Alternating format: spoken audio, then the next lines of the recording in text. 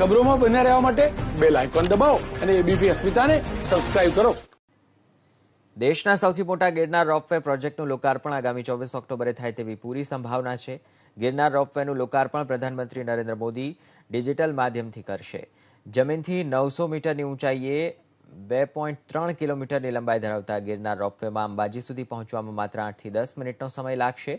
હાલ અંબાજી પગપાળા પહોંચતા સરેરાશ 4 કલાકનો સમય લાગી રહ્યો છે અને એક ટ્રોલીમાં 8 વ્યક્તિ બેસી શકશે. પાવાગઢ અને અંબાજી ખાતે કાર્યરત રોપવે કરતા ગિરનાર રોપવેમાં વિદેશના ટેકનિકલ એક્સપર્ટની વધુ મદદ લેવાઈ. આ પ્રોજેક્ટથી સૌરાષ્ટ્રના પ્રવાસન ક્ષેત્રનો વિકાસ થશે. યાત્રિકોનો સમય અને ઉર્જા બંને બચશે.